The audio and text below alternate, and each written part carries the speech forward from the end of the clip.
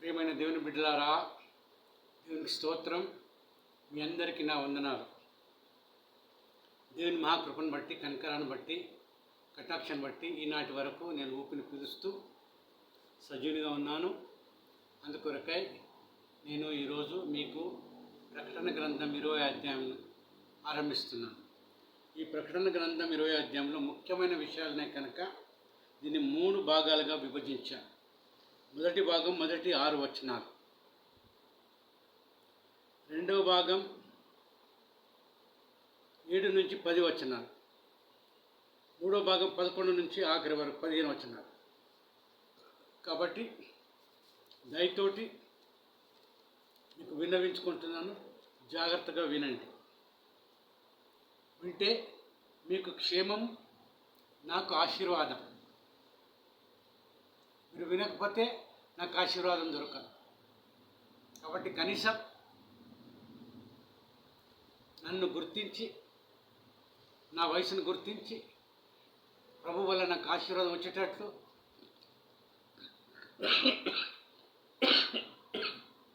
మీరు వాక్యం వినాలని కోరుతున్నాను. ఇప్పుడు మొదటి వచనం చదువుతున్నాను.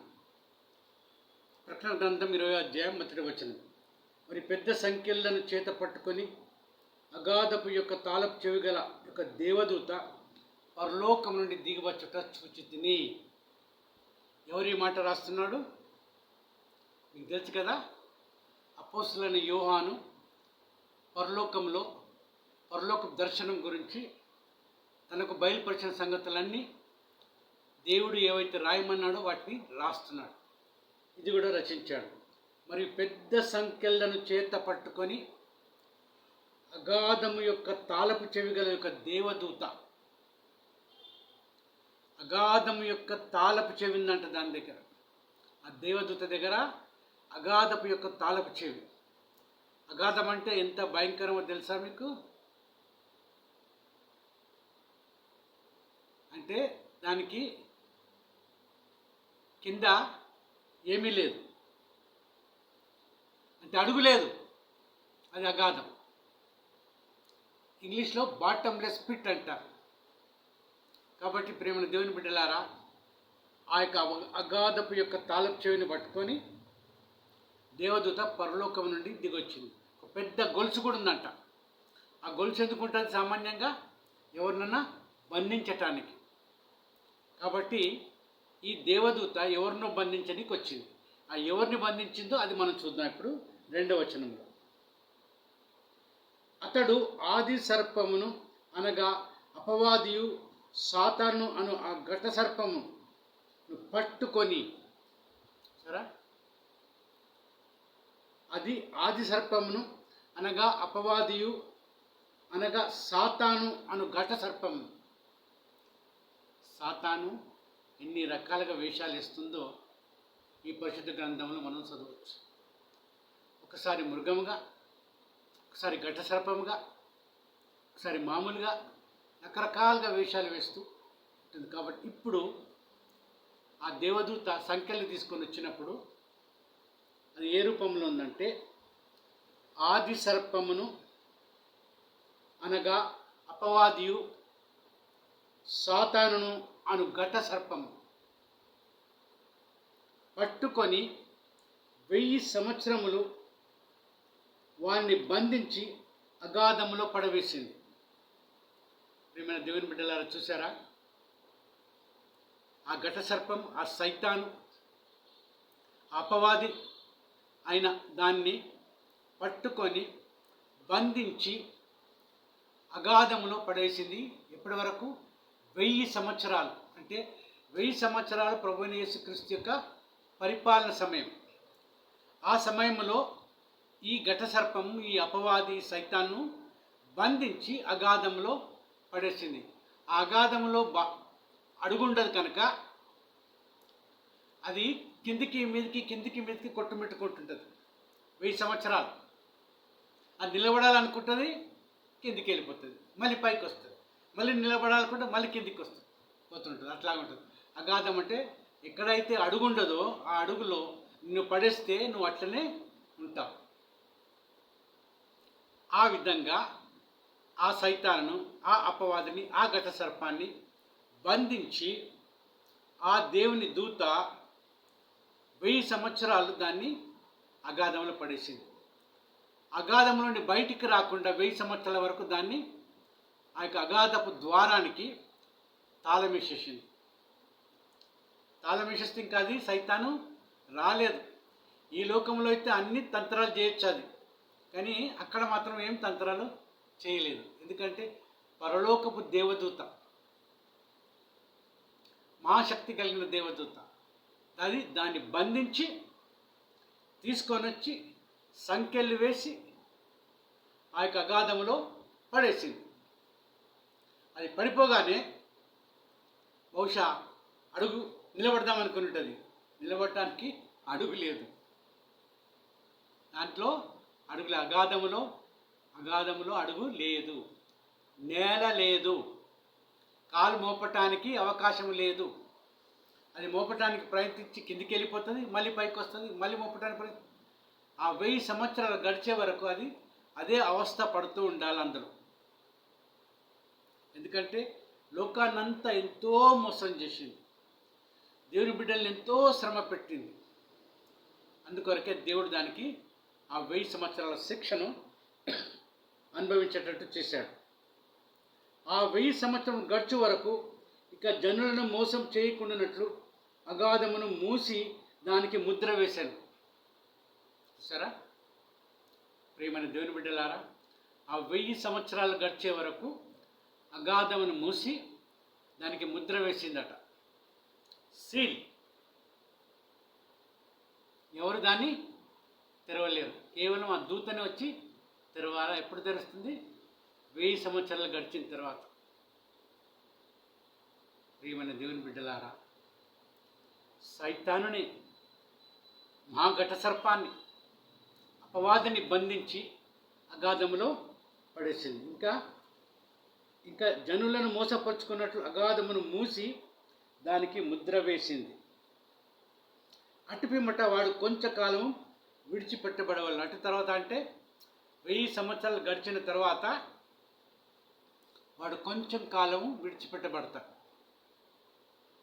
ఎక్కువసేపు కాదు, కొంచెం కాలం. కాబట్టి అంతటా 3వ వచనం, అంతటా సింహాసనం చూచితిని, వాటి మీద ఆసీనులై ఉండు వారికి విమర్శ చేయుటకు అధికారం ఇవ్వబడెను. సింహాసనం చూశాడు,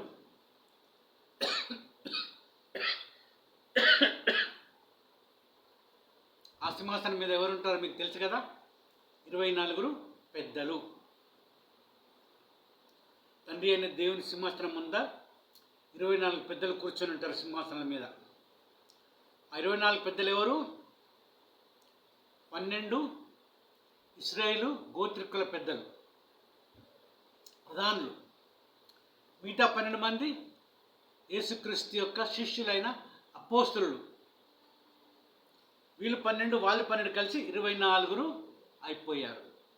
ఆ 24 పెద్దలుకి విమర్శ చేయటానికి, తీర్పు తీర్చటానికి అధికారం ఇవ్వబడ్డది.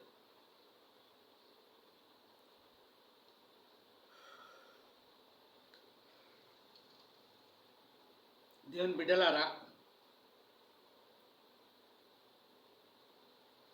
మరియు క్రూర ముఖమునకైనను దాని ప్రతిమకైనను నమస్కారం చేయక తమ నొసలయందు కానీ చేతులయందు కానీ దాని ముద్ర వేయించుకొని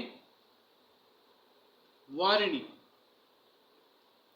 ఎవరైతే ఆ సైతాను, అపవాది, ఘటసర్పమైన దాని యొక్క ముద్ర కానీ దాని యొక్క చిత్రం కానీ తమ నొసటి మీద కానీ చేతుల మీద కానీ వేసుకొనక యేసు విషయమై తాము ఇచ్చిన సాక్ష్యం నిమిత్తము, దేవుని వాక్యం నిమిత్తమును శిరఛేదనం చేయబడిన వారి ఆత్మలను సూచితిని. దైవజనునికి ఎంత గొప్ప అవకాశమో చూడండి. ఎవరైతే ప్రభువుని యేసుక్రీస్తు కొరకు, దేవుని వాక్యం కొరకు తమ ప్రాణాలు పోగొట్టుకున్నారో, తలలు కొట్టివేయబడ్డాయో, వారి ఆ యొక్క పరలోకంలో వారి ఆత్మలను ఆయన చూశాడు. వారు బ్రతికిన వారై 1000 సంవత్సరములు క్రీస్తుతో కూడా రాజ్యము చేసిరి. ఎంత భాగ్యము చూడండి. వాళ్ళు బ్రతికిన వారై ప్రభు అయిన యేసుక్రీస్తుతో 1000 సంవత్సరాలు రాజ్య పరిపాలన చేశారట. ప్రియమైన దేవుని బిడ్డలారా, ఎంత గొప్ప విషయము మీరే ఆలోచించారు. నేను కాదు ఆలోచించాడు, మీరు ఆలోచించారు. ప్రభు వాక్యం విషయమై, ప్రభు విషయమై తమ తలలు నరకబడ్డాయి. వీలే శిరచ్ఛేదనం అంటే తలలు నరకబడ్డాయి, ముండెం నుండి తలలు వేరు చేయబడ్డాయి. దానే శిరచ్ఛేదనం అంటారు. శిరస్సును ఛేదించేశారు ఖడ్గంతో. వాళ్ళు బ్రతికి ప్రభు అయిన యేసుతో క్రీడ ఉండి 1000 సంవత్సరాలు పరిపాలన చేశారు. ప్రభు అయిన యేసుక్రీస్తు కూడా. ప్రభు అయిన యేసుక్రీస్తు 1000 సంవత్సరాల పరిపాలన ఎక్కడి నుంచి సాగిస్తాడు? యెరూషలేము నుండి సాగిస్తాడు. ఇప్పుడు ఎంతమంది అయితే వీళ్ళు శిరచ్ఛేదనం చేయబడ్డారో, ఎంతమంది అయితే వీళ్ళు బ్రతికి తిరిగి ప్రభు అయిన యేసుక్రీస్తు రాజ్యం చేయనున్నారో, వాళ్ళకందరికి కూడా ప్రభువు ఒక్కొక్క దేశం కానీ, ఒక రాష్ట్రం కానీ, ఒక్కొక్క గ్రామం కానీ, ఈనాడు ఇప్పుడు మనం చూస్తున్నాం కదా, మన దేశంలో ఎంపీలు, ఎమ్మెల్యేలు, మున్సిపాలిటీ కౌన్సిలర్స్, మంత్రులు అనేక రకాలుగా పరిపాలన సాగిస్తూ ఉన్నారు. అదేవిధంగా ప్రభు అయిన యేసుక్రీస్తు కూడా తన పరిపాలనలో వీరందరిని ఉపయోగించుకొని వారి క్రియల చొప్పున, లేకపోతే వారి యొక్క బ్రహ్మాండాల చొప్పున వారికి అనుగ్రహిస్తాడు అధికారం. చెప్తాడు, నువ్వు సరిగ్గా ఉంటే అయ్యా నువ్వు వెళ్ళి హిందూ దేశాన్ని పరిపాలించు, లేకపోతే అయ్యా నువ్వు వెళ్ళి అమెరికాను పరిపాలించు, ఇంగ్లాండ్ను పరిపాలించు, ఫ్రాన్స్ను పరిపాలించు, ఇటలీని పరిపాలించు, తర్వాత గ్రామాలు, తర్వాత రాష్ట్రాలు, ఈ రాష్ట్రాన్ని పరిపాలించు. ఈ విధంగా దేవుడు ప్రతి ఒక్కరికి పరిపాలన అనుగ్రహిస్తాడు. ప్రతి ఒక్కరికి. ఈ యొక్క ప్రపంచంలో దాదాపు 200 రాజ్యాలు ఉన్నాయి. ఆ 200 రాజ్యాల్లో ఒక్కొక్క రాజ్యంలో ఎంతమంది పరిపాలకులు ఉండొచ్చు? ఇప్పుడు మన దగ్గర 30 రాష్ట్రాలు ఉన్నాయి. 30 రాష్ట్రాల్లో 554 ఎంపీలు ఉన్నారనుకుంటా. మళ్ళీ ప్రతి రాష్ట్రంలో ఎమ్మెల్యేలు ఉన్నారు. మళ్ళీ ప్రతి రాష్ట్రానికి ముఖ్యమంత్రి ఉన్నాడు. ప్రతి రాష్ట్రానికి ముఖ్యమంత్రికి మంత్రులు ఉన్నారు. ఈ విధంగా వీళ్ళందరూ పరిపాలిస్తున్నారు. ఇప్పుడు ప్రభు అయిన యేసుక్రీస్తు వచ్చినప్పుడు యేసుక్రీస్తు పరిపాలనలో కేవలము పరిశుద్ధులే పరిపాలిస్తారు. రాజకీయ నాయకులు కాదు, ప్రైమ్ మినిస్టర్లు, అధిపతులు కాదు, మంత్రులు కాదు. ప్రభు అయిన యేసుక్రీస్తు తాను ఏర్పరచుకున్న పరిశుద్ధుడు. ఇప్పుడు చూసాం కదా, ప్రభు అయిన యేసుక్రీస్తుని గురించి వాక్యం కొరకు శిరచ్ఛేదనం చేయబడిన వాళ్ళు, శిరచ్ఛేదనము చేయబడిన వాళ్ళు అంటే తమ తలలు నరకబడిన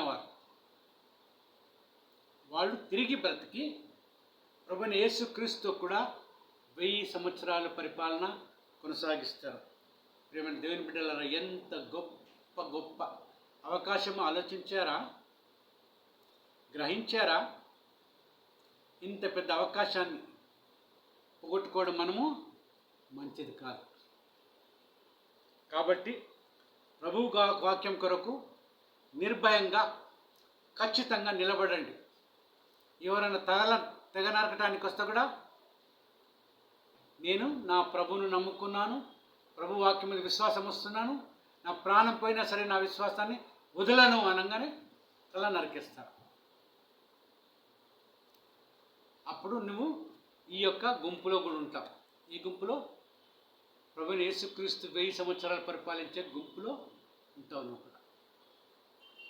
కాబట్టి ప్రియమైన దేవుని బిడ్డలారా, మనము చాలా చాలా జాగ్రత్తగా ఉండాలి.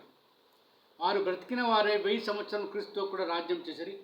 ఆ 1000 సంవత్సరం గడుచు వరకు కడమ మృతులు బ్రతకలేదు. ఇదే మొదటి పునరుద్ధానం. కడమ మృతులు బ్రతకలేదంటే ఏంటి? అర్థమైందా మీకు? కడమ మృతుకులు ఎవరు? కడమ మృతులు అంటే ఎవరైతే అన్యజనులు, ఎవరైతే ప్రభువైన యేసుక్రీస్తుని అంగీకరించలేదో, ఎవరైతే ప్రభువైన యేసుక్రీస్తుకు విరుద్ధంగా మాట్లాడారో, ఎవరైతే ప్రభు బిడ్డలను హింసించారో, వీళ్ళే కడమ మృతులు. కానీ ఎప్పుడైతే దేవుని బిడ్డలు పరిశుద్ధులు లేచారో అది మొదటి పునరుద్ధానం. ఆ మొదటి పునరుద్ధానమును కేవలము విశ్వాసులైన వారికి, పరిశుద్ధులైన వారికి, దేవుని యందు విశ్వాసం ఉంచిన వారికి, దేవుని కొరకు తమ ప్రాణాన్ని అర్పించిన వారు. అందుకొరకు ఇక్కడ ఖచ్చితంగా రాయబడ్డది ఏంటంటే, ఆ 1000 సంవత్సరములు గడుచు వరకు కడమ మృతులు బ్రతకలేదు. అంటే ప్రభువైన యేసుక్రీస్తు 1000 సంవత్సరాల పరిపాలన ముగించే వరకు ఆ మిగిలిన మృతులు ఇంకా బ్రతకలేదు. ఇంకేమంటున్నాడు చూడండి, ఈ మొదటి పునరుత్థానంలో పాల్గొలవారు ధన్యులు, పరిశుద్ధులనై ఉందురు. సరే, ఈ మొదటి పునరుద్ధానంలో ఎవరంట? ధన్యులు, పరిశుద్ధులై ఉందురు. ధన్యులను పరిశుద్ధులై ఉందురు అంట. ఇట్టి వారి మీద రెండవ మరణమునకు అధికారం లేదు. ఇట్టి వారి మీద రెండవ మరణానికి అధికారం లేదు. ఎవరైతే ప్రభువైన యేసుక్రీస్తుని విశ్వసించి విశ్వాసంగా జీవిస్తున్నారో వాళ్ళకి రెండవ మరణం లేదు. అన్యజనులకు రెండవ మరణం. మొదటి మరణం చచ్చారు, పాతిపెట్టబడ్డారు. ఇప్పుడు రెండవ మరణం రాబోతుంది వాళ్ళకి. ఇప్పుడు మనం చదువుతాం చూడండి ఏంది.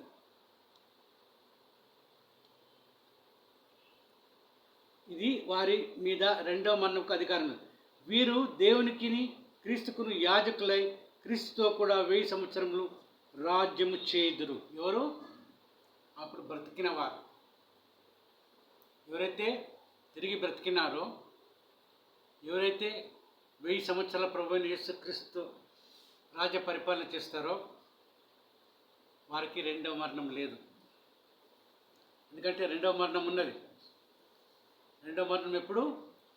తీర్పు అయిపోయిన తర్వాత. మనం దాన్ని 7 నుంచి 10 వచనాల్లో అది చూద్దాం. ఆ భాగం తర్వాత చూస్తాం. ఇప్పటి మట్టుకైతే ఇదే చూద్దాం. ముద్ర వేయించుకొనలేదు సాతానుది. తమ నొసళ్ళలో ముద్ర వేయించుకోలేదు, తమ చేతుల మీద ముద్ర వేయించుకోలేదు. యేసు విషయమై తాము ఇచ్చిన సాక్ష్యం నిమిత్తము, దేవుని వాక్యం నిమిత్తము శిరచ్ఛేదనము చేయబడిన వారి ఆత్మలను చూచి తిని. ఎవరి తలలైతే కొట్టివేయబడ్డాడో వారి ఆత్మలను దైవజనుడైన యోహాను గారు చూశారు. దేవుని బిడ్డలారా, ఎంత గొప్ప ధన్యతను చూడండి.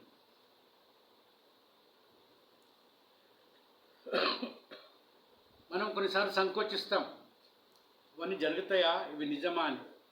ఇప్పుడు వాక్యంలో మనం పూర్తిగా చదువుతూ ఉన్నాం. ఇవి తప్పకుండా జరుగుతాయని, ఇవి అవుతాయని. ఎవరైతే క్రీస్తు కొరకు, వాక్యం కొరకు తమ ప్రాణాలని కోల్పోయారో, తమ తలలు నరకబడ్డాయో, వాళ్ళు తిరిగి ప్రభువైన యేసుక్రీస్తు 1000 సంవత్సరాల పరిపాలనకు వచ్చినప్పుడు వాళ్ళు తిరిగి బ్రతికి లేచి క్రీస్తుతో కూడా 1000 సంవత్సరాలు పరిపాలన చేస్తారు.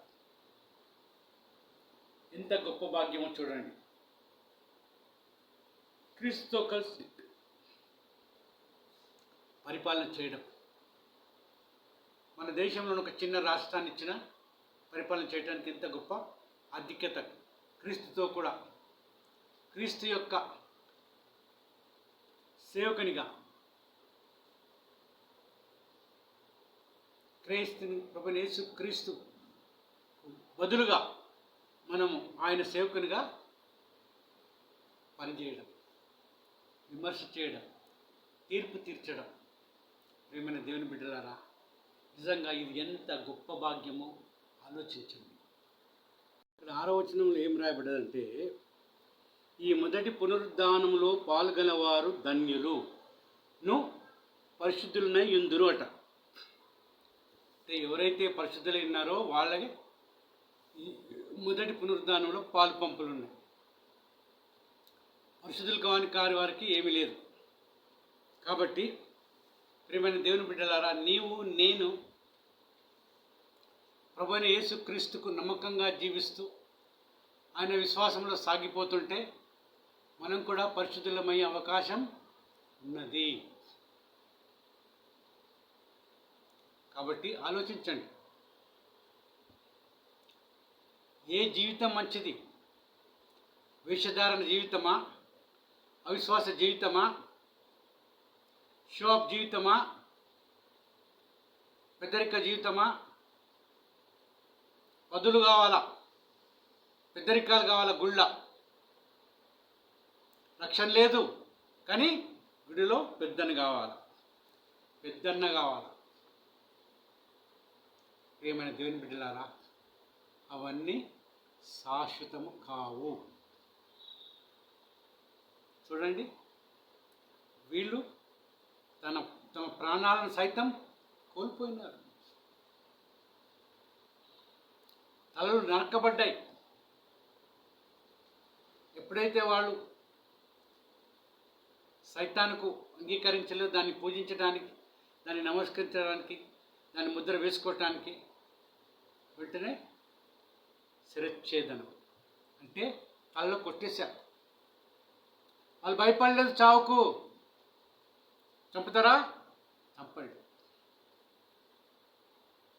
కొన్ని దినాల క్రితము ఒక అన్యుడు ప్రభువుని అంగీకరించి ప్రభువులో జీవిస్తుంటే ఈ బీజేపీ వాళ్ళు పోయి, నువ్వెట్లా హిందుడు అయి ఉండి క్రైస్తవులు కలిసిపోయినావు, తిరిగిరా అంటే నేను తిరిగి రానని చెప్పాడు. మేము మర్యాదగా చెప్తున్నాం, మీరు మర్యాదగా చెప్పండి, మీరు ఏ విధంగా చెప్పండి. యేసుక్రీస్తు నిజమైన ప్రభు, నిజమైన దేవుడు.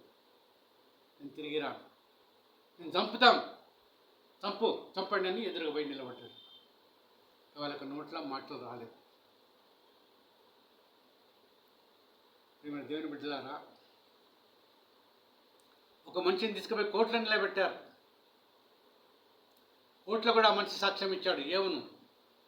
నేను నిజమైన దేవుని నమ్ముకున్నాను, అది నా ఇష్టం, దేవుని నమ్ముకోవడం నా ఇష్టం, వీళ్ళేంటి నా మీద చేయడం?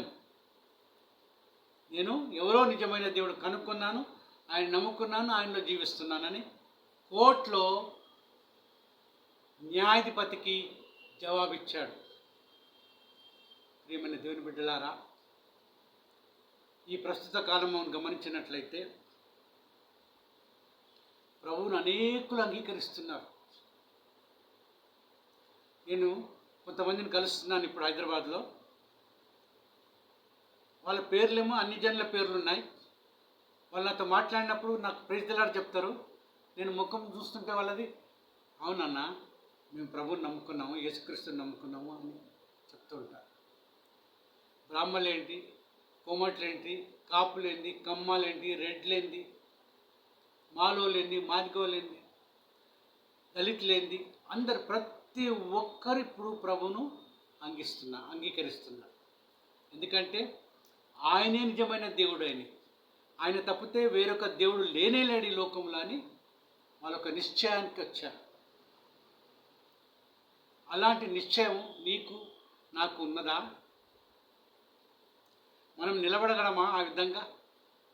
శ్రమలు వచ్చినప్పుడు చిన్న చిన్న వాటికే మనము అబ్బా ఎంతో కష్టమైపోయింది, ఎంతో ఇబ్బంది అయిపోయింది, ఇంత క్రూరంగా ప్రవర్తిస్తాను అనుకోలేదు, ఇంతదానికి ఇంత క్రూరం అనిపిస్తే, ప్రభువైన యేసుక్రీస్తు కొరకు శ్రమ పడాల్సి వస్తే, హింస పడవలసి వస్తే మరి ఇంకా ఏమవుతుంది మీ గతి, మీ బ్రతుకు? ఇప్పుడైతే బలి చూపిస్తారు, విశ్వాసుల్లాగా, గొప్ప విశ్వాసుల్లాగా నటిస్తారు, చూపిస్తారు, అంతా వేషధారణి. నిజమైన సమయం వచ్చినప్పుడు పారిపోతారు, దాక్కుంటారు, లేకపోతే బొంకేస్తారు. కాదు కాదు, మేము క్రైస్తవులం కాదని చెప్పేస్తారు. ముక్కలు ఈ దేవుని కంటే మొక్కేస్తారు. అలాంటి బ్రతుకున్నది వద్దండి. అలాంటి బ్రతుకొద్దండి. మనము నిజమైన దేవుని బిడ్డలం. మన పరమ తండ్రి పరలోకంలో ఉండి అనుక్షణము గమనిస్తున్నాడు మనల్ని. అనుక్షణం అంటే క్షణం అన్నమాట. ఆయన మనల్ని గమనిస్తున్నాడు. మన తల్లిదండ్రులను గమనించకపోవచ్చు, మన అన్నదమ్ములు అక్కజల్లను గమనించకపోవచ్చు, మన పెద్దలు మనల్ని గమనించకపోవచ్చు, కానీ మన ప్రభు మాత్రము ఎప్పటికప్పుడు మనల్ని గమనిస్తూనే ఉన్నాడు. ఎన్నో శ్రమల నుండి, ఇరుకుల నుండి, ఇబ్బందుల నుండి, వేదల నుండి, బాధల నుండి, రోగం నుండి విడిపించి కాపాడుతున్నాడు. ప్రియమైన దేవుని బిడ్డలారా, ఇప్పుడు 3 సంవత్సరాలు అయిపోతున్నది కరోనా తెగులు వచ్చి. ఆ కరోనా తెగులు వచ్చినప్పుడు కూడా నేను ఇండియాలోనే ఉంటుంది. దుబాయ్కి పోయినాను, మళ్ళీ వచ్చినాను, బెంగళూరుకి వచ్చినాను, మళ్ళీ బెంగళూరు నుంచి హైదరాబాద్కి వచ్చినాను, మళ్ళీ ఇండియాకి పోయినాను. దేవునికి కరోనా వచ్చినప్పుడు ప్రార్థన చేశాను. దేవా, మా జీవితాలు నీ చేతిలో ఉన్నాయి నాయన. ఈ కరోనా తెగులు వచ్చింది. ఈ కరోనా తెగులు నా కుటుంబంలో ఏ ఒక్కరికి సోకకుండా లయపరచు తండ్రి, యేసు ప్రభువు నామమున అడుగుతున్నానని ప్రార్థించాను. అంతే దేవుని బిడ్డలారా, నా కుటుంబంలో 16 మంది ఉన్నారు. 10 మంది పెద్దలు, 6 మంది మన్మన్లు మన్మరాలు. 10 మందిలో నేను, నా భార్య, నా బిడ్డలు వారి భర్తలు, నా కుమారుడు వారి భార్య, అందరు కలిసి 10 మంది, పిల్లలందరూ కలిసి 6 మంది, 16 మంది. దేవునికి స్తోత్రం. దేవుని మహాకృపను బట్టి ఈ కుటుంబంలో ఏ ఒక్కరికి కూడా ఇంతవరకు ఏది సోకలేదు. ఎందుకంటే ఆయనకు అప్పగించినాను. మీరు ప్రార్థన చేయనప్పుడు వేటిని అడుగుదురో అవి దొరికినవని నమ్మిన ఎడల అవి మీకు కలుగును అని ప్రభువైన యేసుక్రీస్తు ఈ లోకంలో ఉన్నప్పుడు చెప్పాడు. అందుకొరకే నేను ప్రార్థన చేసినప్పుడల్లా ప్రభు నా ప్రార్థన విన్నాడు, అది కలుగుతుందని నమ్ముతాను నేను. కొన్ని సంవత్సరాల క్రితం నా రెండో బిడ్డ 5 సంవత్సరాలు ఏమైనా ఉండొచ్చు. ఆమెకు సూచకం వచ్చింది, స్మాల్ పాక్స్ అంటే చూడండి, అది వచ్చింది. అప్పుడు అజమాన్లో ఉన్నాం, మేము విల్లాలో ఉన్నాం, కాల్చిన స్థలం ఉన్నది.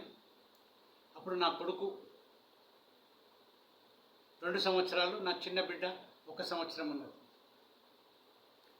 నేను చాలా భయపడ్డాను. అయ్యో ఏమైపోతుందో అని డాక్టర్కు ఫోన్ చేశాను. డాక్టర్ ఫోన్ చేసి, డాక్టర్ ఇలాగైంది, షార్జా అల్కాసిమియా డాక్టర్కి ఫోన్ చేసి, డాక్టర్ ఇలాగైంది నా బిడ్డకు, మరి నా బిడ్డను హాస్పిటల్లో చేర్చాలా అని అడిగినాను. నీ బిడ్డ వయసు ఎంత అన్నాడు. 5 సంవత్సరాలు అయ్యా అని చెప్పినాను. నీకేనా బుద్ధి ఉందా? 5 సంవత్సరాల బిడ్డను తీసుకొచ్చి ఈ హాల్లో, ఈ వార్డులో ఒంటరిగా ఉంచితే ఆ బిడ్డ ఉండగలదా అని గద్దించాడు నన్ను.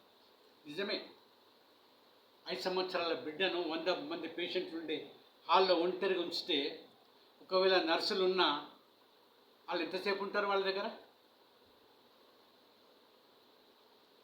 అప్పుడు నేను ఏం చేయాలో తోచక వెళ్ళి మొక్కాలున్నాను.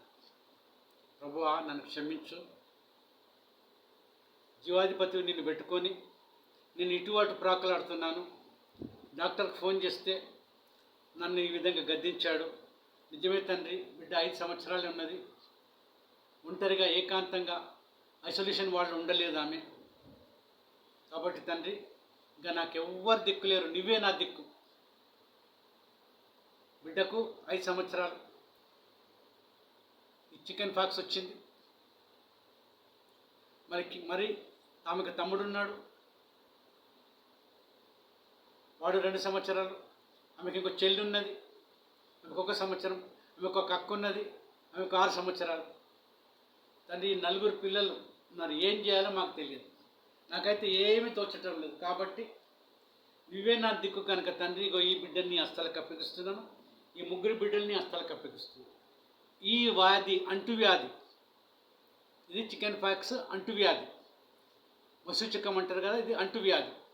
ఈ అంటువ్యాధి నజరేయుడైన యేసు నామమున గద్దిస్తున్నాను.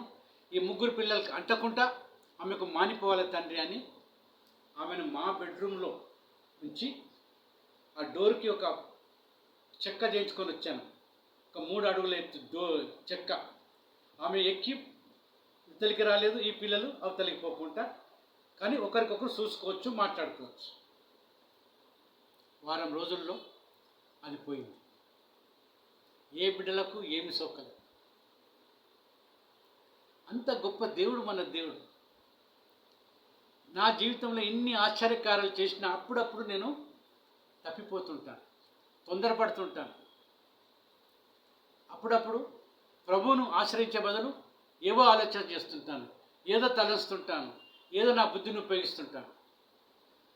ప్రియమైన దేవుని బిడ్డలారా, మన బుద్ధి, మన తెలివి, మన జ్ఞానం అంతా వ్యర్థం. ఇంత గొప్ప దేవుడు మనకు దేవుడై ఉన్నాడు. ఏమేమి జరగబోతుందో మనం చూస్తున్నాం. ప్రకటన గ్రంథం 20వ అధ్యాయం 6 వచనాలు గమనించినాం. 6 వచనాలు ఏం చూసాం మనం? మొట్టమొదటగా అపవాది సాతానును అయిన ఆ ఘట సర్పాన్ని బంధించి దాని అగాధములో పడేసేసి అగాధానికి తాళం వేసేసి, దాని తర్వాత ఏం చూసాము? ప్రభువైన యేసుక్రీస్తు యొక్క 1000 సంవత్సరాల పరిపాలనలో ఎవరైతే ప్రభువైన యేసుక్రీస్తు కొరకు, ఆయన వాక్యం కొరకు శిరచ్ఛేదనం చేయబడ్డారో, తల నరకబడ్డారో, వాళ్ళు తిరిగి బ్రతికి జీవించి ప్రభుతో కూడా 1000 సంవత్సరాలు పరిపాలన చేశారు. నీవు నేను అందులో ఉండాలని ఆశిద్దామా లేదా? అది శాశ్వత జీవితం. కొద్దిసేపటికి మనకు ఆ తల తెగేటప్పుడే మనకు నొప్పిగా ఉంటుంది. ఒకసారి తలగా తెగిపోయినట్టే నొప్పి తెలియదు, ప్రాణం తెలియదు. కానీ మనం తిరిగి ప్రభువైన యేసుక్రీస్తు వచ్చినప్పుడు మనం తిరిగి బ్రతుకుతాము, పునరుద్ధరణిస్తాము. అదే మొదటి పునరుద్ధానము. బ్రతికి క్రీస్తుతో కూడా 1000 సంవత్సరాలు పరిపాలన చేస్తాం. క్రీస్తుతో కూడా పరలోకానికి వెళ్తాం. కాబట్టి దేవుని బిడ్డలారా, దయతోటి ఈ వాక్యాన్ని వినండి, గ్రహించండి. వీలైతే ఇతరులతో పంచుకోనండి. పంచుకొని దేవుని వాక్యాన్ని చేత మీరు అభివృద్ధి పొంది ఇతరులకు అభివృద్ధి కలిగించండి. దేవునికి స్తోత్రం. దేవుడి వాక్యం దీవించింది గాక. మళ్ళీ రెండోసారి నేను 7వ వచనం నుండి 10వ వచనం దాకా మాట్లాడతాను. అందులో కూడా ముఖ్యమైన విషయాలు ఉన్నాయి. దాని తర్వాత 11వ వచనం నుంచి 15వ వచనం వరకు 3వ భాగం. ఎందుకంటే నేను ఎందుకు దీన్ని 3 భాగాలు చేస్తానంటే, ఇది విశదంగా మీకు అర్థమయ్యేటట్లు చెప్పాలని, ఇంకేం కాదు. అర్థమైందా? కాబట్టి మీరు ప్రతి భాగాన్ని జాగ్రత్తగా విని గ్రహించి తెలుసుకొని ప్రభువులో సాగిపోండి. దేవుడు మిమ్మల్ని దీవించును గాక. ఆమేన్.